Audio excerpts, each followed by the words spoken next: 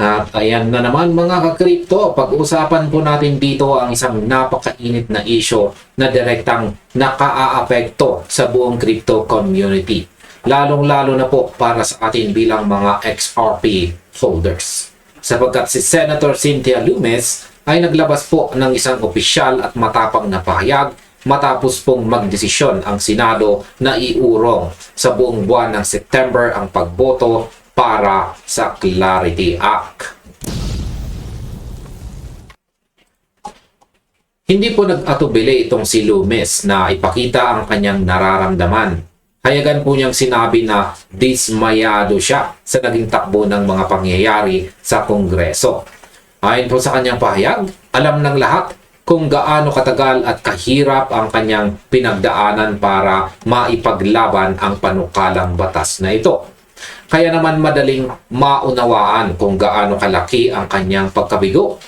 Pero ang pinakamahalaga po rito ay ang kanyang determinasyon na hindi sumuko kahit na may mga balakid sa ating daan. Ngayon ay bakit nga ba naglabas ng matinding pahayag itong si Cynthia Lummis? Yan. Sa puntong ito ay suriin po natin ang naging pahayag ng ating tinutukoy na analyst tungkol sa tatlong pangunahing haligi ng Clarity Act na ayon kay Lummis ay hindi po pwedeng ipagwalang bahala. Una, ang tinatawag nating consumer protection laban sa mga scams na laganap dito sa digital space. Pangalawa ay ang pagpapatibay ng tiwala ng publiko sa ating digital economy. At ang pangatlo, ang pagbibigay po ng sapat na kapangyarihan sa mga law enforcement agencies para mapanagot ang mga bad actors o mga taong gumagawa ng illegal sa industriya. Para kay Lummis, ang kasalukuyang sistema o ang status quo ay bagsak sa lahat ng aspeto at ipinangako niyang hindi siya titigil hanggat hindi po na ibabalik ang kaayusan sa sistema. Sa aking opinyon, ang ginawang ito ni Senator Lummis ay nagpapakita ng tunay na liderato na handang tumindig para sa crypto sector. Malinaw na sinabi niya na we've come too far to quit now. Kung titignan po natin ang naging takbo ng sitwasyon, ang pagkaantala ay talagang masakit para sa mga nag-abang ng botohan nitong nagdaang mga araw. Pero ang pagkakaroon po ng isang kakampi sa loob ng pamahalaan na nagsasabing ipaglalaban niya ang malinaw na regulasyon ay isang malaking comfort para sa ating lahat. Ang status quo ay talagang sirang-sira na at ang batas na ito ang tanging paraan para magkaroon po ng proteksyon ang mga investors at ang buong industriya laban sa arbitraryong aksyon ng mga regulators. At ngayon ay ano ba ang dahilan sa likod ng pagkaantala ng botohan? Ayon po sa mga opisyal na ulat, ang Clarity Act ay kasalukuyang may 51 na kumpirmadong boto mula sa mga senador. Ngunit ang kinakailangan para ito ay tuluyang umabante ng 60 na boto, si Senator Majority Leader John Thune ang siyang nagkumpirma ng nasabing pagkaantala at sinabing ang kanilang plano ay ihanda ang bill sa sandaling bumalik po ang mga senador mula po sa kanilang recess ngayong September. Ngayon ay ano ba ang naging ugat ng problema kung bakit hindi po umabot bago ang recess? Ang sagot ay nakasalalay po sa isang partikular na probisyon. Gusto ng mga Democrats ng mga State Attorneys General ay magkaroon po ng otoridad pagdating sa DOJ Ethics Enforcement. Siyempre, tinanggihan ito ng White House at ng mga Republicans. Kaya naman naubusan sila ng oras sa malapit na legislative calendar bago pa man magsimula ang kanilang break. Ngayon, sa aking opinyon, kung susuriin po natin ang problemang ito, makikita natin na ang politika ang kadalasang nagiging hadlang sa magandang ekonomiya. Ang labanan ng partido tungkol sa kung sino ang hahawak ng kapangyarihan sa enforcement, ay nagresulta po sa isang deadlock. Kaya para sa akin, nakakalungkot na ang kapakanan ng buong industriya ng cryptocurrency ay nadadamay sa mga ganitong klaseng hidwaan sa politika.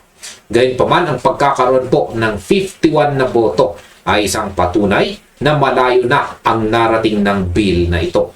Ang hamon ngayon para sa liderato ay ang kumbinsihin ang iba pang mga senador na sumama po sa kanila pagdating ng September para makuha ang magic number na 60. Kung hindi po nila ito magagawa, ang pangarap ng malinaw na regulasyon ay baka abutin pa ng mas matagal na taon. Ngayon ay paano po nakaaapekto ang 2030 warning sa ating kinabukasan? Isa pong nakakaalarmang bahagi ng pahayag ni Loomis na ibinahagi ng ating analyst ay ang kanyang babala noong mga nakaraang buwan.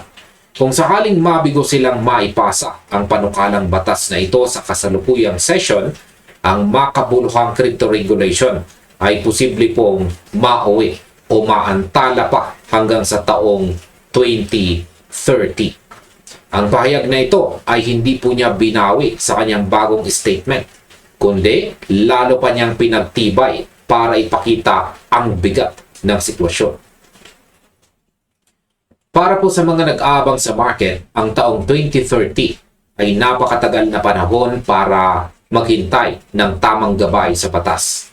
Ang industriya ng digital assets ay mabilis na lumalaki at ang kawalan ng malinaw na rules of the game ay naglalagay sa mga kumpanya at investors sa alanganin.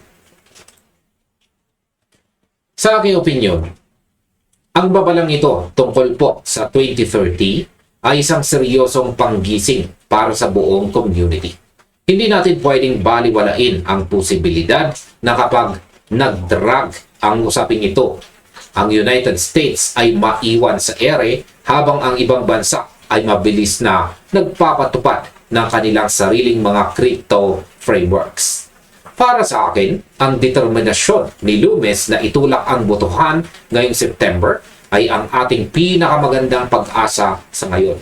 Kailangan nating seryosohin ang mga ganitong balita dahil ang regulatory clarity ang magbubukas ng pinto para sa mas malaking institutional adoption sa mga susunod na buwan. Ngayon ay bakit po ba napakahalaga ng buwan ng September para sa atin bilang mga XRP holders? Ang buwan po ng September ang nakatakdang maging pinakamagandang yugto para sa Clarity Act. Ayon po sa mga ulat, mayroon ng 7 hanggang 10 Democrats ang posibleng sumuporta sa bill, maliban pa sa matatag na suporta mula sa partidong Republicans. Ngunit ang malaking tanong ay kung ang suportang ito ay mananatili at hindi po magbabago pagbalik ng Senado mula sa recess. Si Loomis ay nananatiling matatag sa kanyang paninindigan. Para sa kanya, ang Clarity Act ay hindi lamang isang simpleng batas, kundi isang pangangailangan para mabuhay at umunlad ang digital asset ecosystem sa Amerika nang walang takot sa patuloy na legal na ligalig mula sa mga regulators. Sa aking opinyon, ang mga susunod na linggo habang naghihintay po tayo sa pagbabalik ng Senado ay magiging puno ng mga negosasyon sa likod ng mga saradong pinto. Ang mga supporters ng bill ay kailangang magtrabaho ng doble kara para masigurong ang mga undecided na senador ay bumoto pabor sa Clarity Act. Para po sa atin, bilang mga sumusubaybay sa takbo ng market, ang kaganapang ito sa September ay magiging isang malaking catalyst. Kung maipapasa po ito, asahan natin ang isang positibong reaksyon mula sa community. Dahil sa wakas ay magkakaroon na ng linaw ang mga batas na sumasaklaw sa ating mga hinahawakang digital assets. Kaya manatili po tayo nakatutok sa mga susunod pang updates habang papalapit po tayo sa nasabing petsa. At ayan mga kakripto, hanggang dito na lamang po tayo sa video na ito. Maraming salamat sa inyong panonood. Maaaring panoorin na rin po ninyo sunod ang recommended video natin dito.